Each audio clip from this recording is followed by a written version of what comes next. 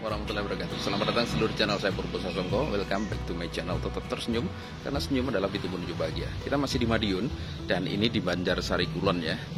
Saya ajak kembali sedulur semuanya untuk melanjutkan perjalanan kita kali ini dengan menziarahi salah satu makam aulia juga yang ada di Madiun. Beliau adalah Kiai Muhammad bin Umar. Dan menarik, kawasan ini dulunya adalah pertikan Keraton Kesultanan Yogyakarta. Berbeda dengan yang kemarin sudah kita kunjungi, Desa Sewulan, itu dulunya pertikan Keraton Kasunanan Kartosuro atau Surakarta. Ikuti perjalanan kita kali ini dan tetap mendukung channel ini dengan like, comment, subscribe, dan share agar makin berkembang. Salam.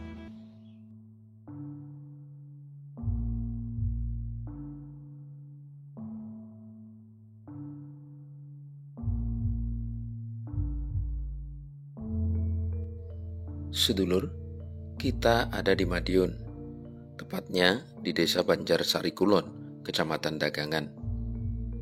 Di tempat ini berdiri megah Masjid Al-Mutakin. Masjid ini didirikan oleh Kiai Ageng Muhammad bin Umar pada tanggal 29 September tahun 1763. Dan di belakang masjid inilah makam Kiai Ageng Muhammad bin Umar berada, tentu bersama kerabat dan keluarganya. Kiai Ageng Muhammad bin Umar sendiri adalah menantu dari Kiai Ageng Muhammad Besari Tegalsari. Sementara dari sisi silsilah, beliau ini masih keturunan Kiai Ageng Mirah, tepatnya buyut dari Kiai Ageng Mirah. Karena ayah dari Kiai Ageng Muhammad bin Umar adalah Kiai Moh Umar Ring Larangan. Kemudian Kiai Imam Musakab adalah kakeknya dari Poh Gerung Gandu Kepoh. Kemudian Kiai Imam Musakab sendiri adalah putra dari Kiai Ageng Mirah. Apabila dirunut ke atas, beliau masih keturunan dari Sunan Ampel di Surabaya. Kiai Muhammad bin Umar adalah pemimpin desa pertikan Banjarsari selama kurang lebih 44 tahun sejak didirikannya desa pertikan tersebut pada kurang lebih tahun 1760-an. Desa Banjarsari sendiri menjadi desa pertikan karena berkat pengabdian Kiai Ageng Muhammad bin Umar, atau tepatnya jasa beliau dalam meredam pemberontakan atau pembangkangan Pangeran Singosari. Pada masa itu, Pangeran Singosari menjadi common enemy atau musuh bersama, yakni Belanda, Kesultanan Yogyakarta, Kasunanan Surakarta, dan Kadipaten Mangkunegaran. Yogyakarta, Surakarta, dan Mangkunegaran adalah hasil palihan nagari dari perjanjian Kianti dan juga perjanjian Salatiga. Pada awalnya, Pangeran Mangkubumi yang kemudian menjadi Sultan Hamengkubuwono I, Pangeran Mangkunegara atau Raden Mas Said yang kemudian menjadi Adipati Mangkunegara dibantu oleh Pangeran Singosari bersatu padu menggalang kekuatan melawan Kasunanan Surakarta yang di masa itu dinilai condong atau dekat dengan Belanda. Hasilnya adalah perjanjian Kianti dilanjutkan perjanjian Salatiga. Terah Kesultanan Mataram Islam yakni Surakarta dibagi menjadi dua. Di sisi selatan dirubah menjadi Kesultanan Yogyakarta, sementara untuk sisi utara atau sebagian besar yang lainnya menjadi wilayah Kasunanan Surakarta. Di kemudian hari, Kasunanan Surakarta masih dipecah lagi menjadi Kadipaten Mangkunegaran. Pangeran Singosari atau Singasari yang tidak setuju dengan hal tersebut atau tidak menerima solusi yang diberikan oleh Belanda melanjutkan perlawanannya. Bertahun-tahun di wilayah Bangwetan atau Mancanegari yang bahkan kemudian juga didukung oleh Bupati Malang, Maloyokusumo, juga Tirtonegoro adiknya. Maloyokusumo dan Tirtonegoro adalah buyut atau salah satu keturunan dari Untung Suropati atau Adipati Wironegoro di Pasuruan yang bernama asli Untung Suropati. Perlawanan Pangeran Singosari ini sungguh sangat meresahkan. Sultan Yogyakarta, Sunan Surakarta, dan Adipati Mangkunegaran nampaknya benar-benar dibuat bingung atas perlawanan yang dilakukan oleh saudaranya sendiri ini. Atas inisiatif Senopati yang ada di Madiun, Pangeran Ronggo Prawiro Sentiko, maka kemudian minta tolonglah pihak Kesultanan Yogyakarta kepada Kiai Ageng Muhammad Besari di Tegalsari. Kiai Ageng Muhammad Besari Tegalsari kemudian mengirimkan menantunya yang baru saja menikah, yakni Muhammad bin Umar, didampingi oleh Ronggo Prawiro Sentiko. Maka Kiai Muhammad bin Umar kemudian berangkat bersama 40 orang prajuritnya menuju ke Malang. Kiai Muhammad bin Umar melakukan pendekatan dan strategi yang ganjil atau aneh dalam melakukan peperangan dalam upaya menangkap Pangeran Singosari. Ia memerintahkan pasukan berhenti di dekat Sungai Brantas dan mendirikan kemah di sana. Beberapa prajurit diperintahkan untuk menanak nasi, sementara beliau sendiri memilih menunaikan ibadah sholat. Kiai Muhammad bin Umar memerintahkan 40 orang prajurit dan santri untuk berangkat menuju Malang. Perang diselesaikan tanpa berdarah-darah.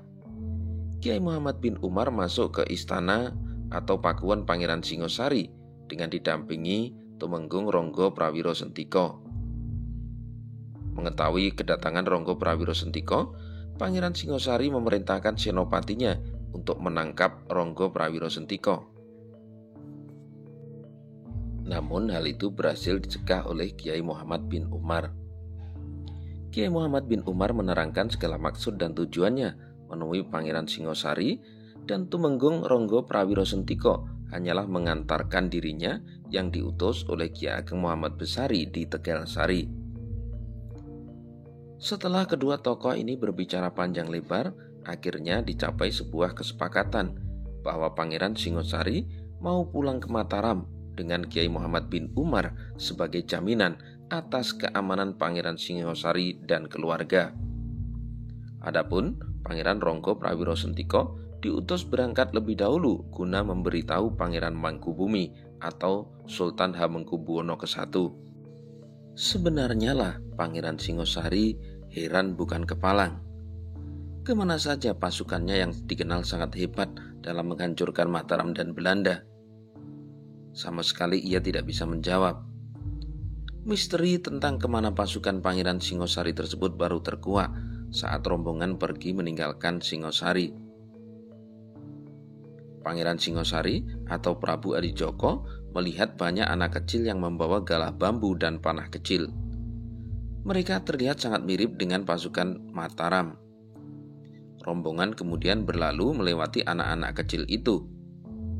Ketika Pangeran Singosari atau Prabu Joko dengan masih menyisakan keheraannya menoleh ke belakang, beliau sangat terkejut. Anak-anak kecil itu hilang dari pandangan, dan yang terlihat adalah para prajurit Pangeran Singosari itu sendiri. Jelas sudah semuanya bahwa Pangeran Singosari kalah perbowo di hadapan Kiai Muhammad bin Umar. Keberhasilan Kiai Muhammad bin Umar membawa Pangeran Singosari atau Prabu Joko ke Mataram tanpa pertumpahan darah ini membuat Sultan Hamengkubuwono merasa sangat gembira dan terkesan. Sebagai hadiah, Kiai Muhammad bin Umar dipersilakan memilih wilayah hutan dimanapun juga di bawah kekuasaan Mataram Yogyakarta untuk dijadikan desa perdikan. Kemudian Kiai Muhammad bin Umar memilih sebuah tanah di dekat desa Sewulan yang ditinggali oleh Kiai Ageng Basariah.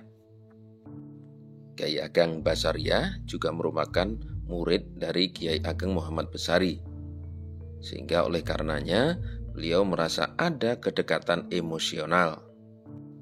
Setelah dilakukan pembukaan hutan atau babat alas, wilayah yang berada di sisi utara desa Sewulan sekaligus juga berada di sisi utara Sungai Catur tersebut kemudian diberi nama Desa Banjarsari.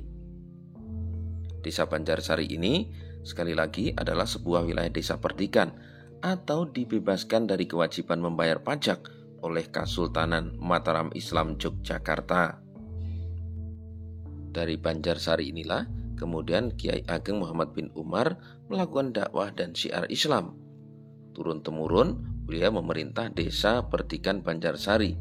Sampai kemudian salah satu keturunannya, yakni Kiai Ali Imron, memecah desa Banjarsari menjadi Banjarsari Wetan dan Banjarsari Kulon. Oke sedulur, ini perjalanan kita kali ini ke makam Kiai Muhammad bin Umar. Ini ada di Banjarsari Kulon, Kecamatan Dagangan, Kabupaten Madiun. Sekali lagi masih banyak yang belum kita ketahui, masih banyak yang belum kita datangi, dan tentu saja juga masih banyak yang belum kita sampaikan kepada sedulur semuanya. Terima kasih sudah mengikuti video ini, semoga bermanfaat dan menambah pengetahuan kita semuanya. Assalamualaikum warahmatullahi wabarakatuh. Salam.